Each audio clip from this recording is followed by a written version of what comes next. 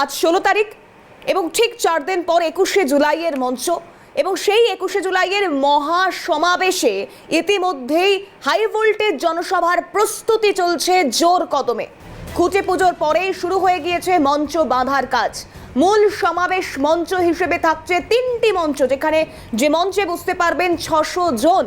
বছর ঘুরলেই বঙ্গের 26এর বিধানসভা নির্বাচন, তার আগে হাই ভোল্টেজ এই 21শে জুলাই নির্বাচনের লড়াইয়ে কি বার্তা দেবেন সুপ্রিমো, সেদিকে যেমন সকলের নজর রয়েছে, তার পাশাপাশি আজ একদিকে বাংলার অস্মিকাকে বাঁচিয়ে রাখতে বাংলা ভাষাভাষীদের যেভাবে ভিন রাজ্যে বিজেপি শাসিত রাজ্যে অপমান হেনস্থার শিকার হতে হচ্ছে, তার প্রতিবাদে যখন তৃণমূল কংগ্রেস পথে নামছে, ঠিক তার দুদিনের মাথায় 18 তারিখ বঙ্গে আসতে চলেছেন ফের প্রধানমন্ত্রী নরেন্দ্র মোদী এবং তারপর 21 তারিখ 21শে জুলাই এই শহীদ দিবসের মঞ্চ থেকে প্রত্যেক বাড়ি দলের রণকৌশল স্থির করে দেন তৃণমূল সুপ্রিমো এবং এক্ষেত্রে 26এর নির্বাচনের আগে সম্ভবত এটাই মহা সমাবেশ, হাই ভোল্টেজ সমাবেশ তৃণমূল কংগ্রেসের। এই মুহূর্তে একদম যেখানে মঞ্চ বাঁধার কাজ চলছে সেই স্থল থেকে, সেই মহা সমাবেশের স্থল থেকে আমাদের প্রতিনিধি সায়ন্তন ভট্টাচার্য রয়েছে আমাদের সঙ্গে সরাসরি। সায়ন্তন, ঠিক কি ছবি এই মুহূর্তে, কারণ শেষ মুহূর্তে প্রস্তুতি চলছে জোর কদমে?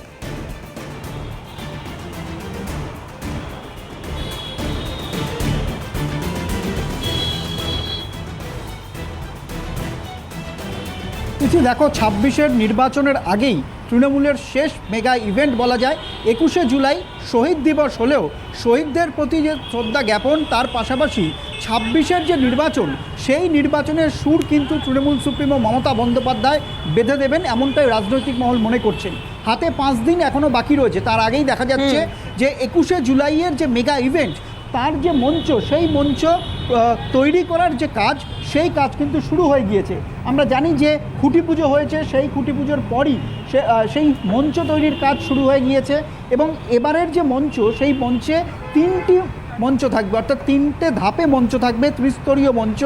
তার মধ্যে এই ত্রিস্তরীয় মঞ্চের যে উচ্চতা, সেটা 11 ফুট, 12 ফুট এবং 13 ফুট এইভাবেই কিন্তু ভাগ করা হয়েছে।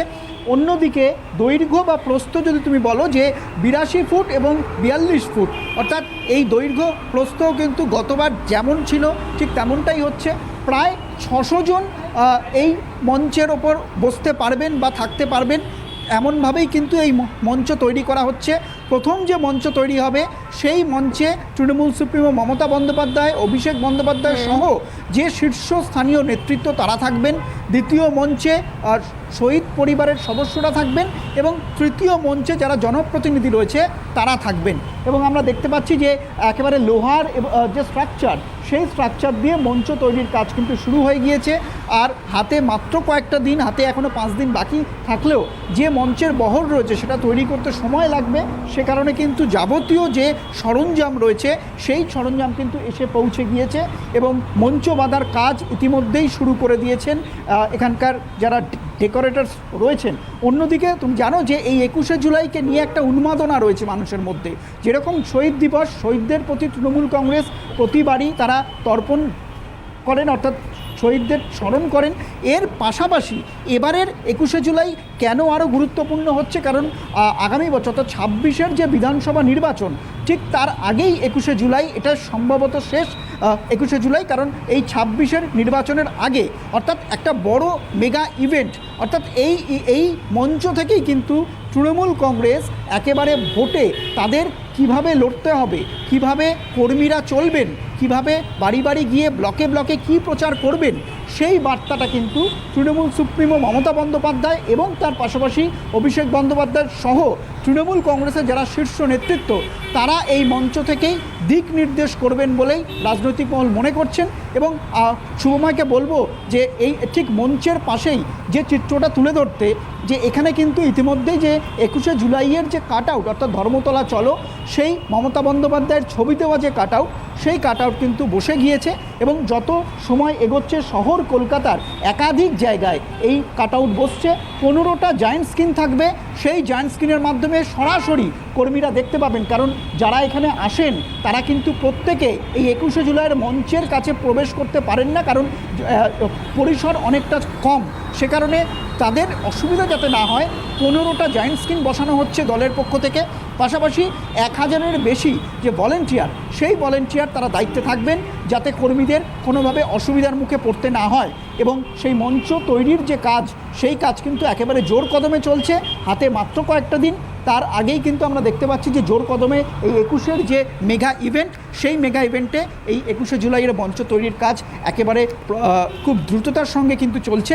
ত্রিস্তরীয় মঞ্চ এবং এইবারের 21শে জুলাই তৃণমূল কংগ্রেসের কর্মীদের কাছেও খুব গুরুত্বপূর্ণ এবং এই মঞ্চ থেকে তৃণমূল সুপ্রিমো মমতা বন্দ্যোপাধ্যায় এবং তৃণমূলের শীর্ষ নেতৃত্ব তারা কি বার্তা দেন, অন্যান্য রাজনৈতিক দলগুলিও কিন্তু তার দিকেই তাকিয়ে রয়েছে। কারণ যে একাধিক ইস্যু রয়েছে এবং তৃণমূল কংগ্রেসের বিরুদ্ধে একাধিক অভিযোগও বিরোধীরা করে আসছে এবং সেই জবাবও এই 21শে জুলাইয়ের মঞ্চ থেকে তৃণমূল সুপ্রিমো দেবেন, এমনটাই কিন্তু মনে করছেন রাজনৈতিক বিশ্লেষকরা। তিথি, শান্তন, সেক্ষেত্রে সঙ্গে থাকো আমাদের, যে বিষয় গ্রাফিক্যালিও আমরা দেখানোর চেষ্টা করছি আপনাদেরকে, কারণ 3টি মঞ্চ থাকবে, কমপক্ষে 600 জনের বসার ব্যবস্থা থাকবে। 26-এর ভোটের আগে মেগা ইভেন্ট এই তৃণমূলের 21শে জুলাইয়ের মঞ্চ, মূল সমাবেশ মঞ্চ হিসেবে 3টি মঞ্চ থাকবে এবং এই 3টি মঞ্চে ধাপে ধাপে তৃণমূল সুপ্রিমো, তৃণমূল নেতৃত্ব থেকে শুরু করে যাদেরকে আমন্ত্রণ জানানো হবে এবং শহীদ পরিবারের মানুষজন যারা আসবেন তাদের সকলের বসার ব্যবস্থা করা হয়েছে। এর পাশাপাশি সায়ন্তন যেমনটা জানাচ্ছিল যে জায়ান্ট স্ক্রিনের ব্যবস্থা করা হয়েছে, কমপক্ষে 15টি জায়ান্ট স্ক্রিন থাকবে এবং এখান থেকেই সায়ন্তনের কাছে যে বিষয়টা জানতে চাইবো, সায়ন্তন, প্রচুর মানুষের গ্যাদারিং, কারণ আমরা এর আগেও দেখেছি, পূর্ব অভিজ্ঞতা বলছে যে 21শে জুলাইয়ের আগে থেকে অন্তত 19 তারিখ 20 তারিখ থেকেই বিভিন্ন জেলার বিভিন্ন প্রান্ত থেকে প্রচুর সংখ্যক মানুষজন তারা সমাগম করতে শুরু করেন, তারা আসতে শুরু করেন এই সার্বিক পরিস্থিতিগুলো পর্যবেক্ষণ করবার জন্য, তার পাশাপাশি ট্রাফিক নিয়ন্ত্রণ, এই সমস্ত দিকগুলো কিভাবে দেখা হচ্ছে?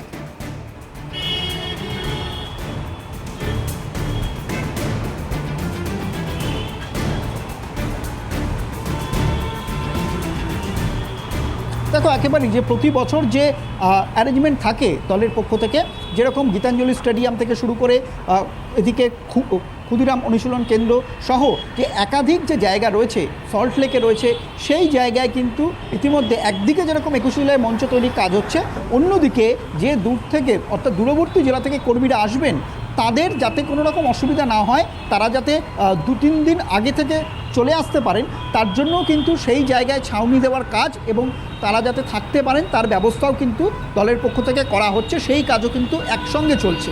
অন্যদিকে তোমাকে এখানে দেখানোর চেষ্টা করব যে ট্রাফিক ম্যানেজমেন্টের জন্য কলকাতা পুলিশ প্রতি বছর যে আয়োজন করে, সেই আয়োজন কিন্তু রাখা হচ্ছে। এখানে ব্যারিকেড দেওয়া হয়েছে যাতে কোনোভাবে এই মঞ্চ তৈরির কাজে বাধা না আসে বা যখন গাড়ি চলাচল করবে যার একটা সুন্দরভাবে সেই গাড়িগুলো যাতে চলাচল করতে পারে, তার জন্য কিন্তু এখানে ব্যারিকেড করে দেওয়া হয়েছে এবং এই জায়গাতে মঞ্চ তৈরির কাজ হচ্ছে। এবং অন্যদিকে যখন সময় এগোবে, অর্থাৎ এই 21শে জুলাইয়ের আগে অর্থাৎ 20 তারিখ, কিন্তু আমরা জানি যে অভিষেক বন্দ্যোপাধ্যায়, মমতা বন্দ্যোপাধ্যায় তারা এখানে আসেন, তারা মঞ্চ পরিদর্শন করেন, পর্যবেক্ষণ করেন, সেই সময় কিছুটা সময় এখানে যান চলাচল নিয়ন্ত্রণ করা হয়, আর 21শে জুলাইয়ের দিন কিন্তু যান চলাচল নিয়ন্ত্রণ করা হয়। বাকি যে দিনগুলো থাকবে সেই দিনগুলো এরকম ব্যারিকেড থাকবে যাতে। শান্তন, সেক্ষেত্রে হাতে এখনো 5টা দিন বাকি রয়েছে, জোর কদমে তোড়জোড় চলছে। অবশ্যই পরবর্তী ছবিগুলো ধাপে ধাপে আমরা দেখাবো দর্শকদেরকে। শান্তন, আপাতত ধন্যবাদ।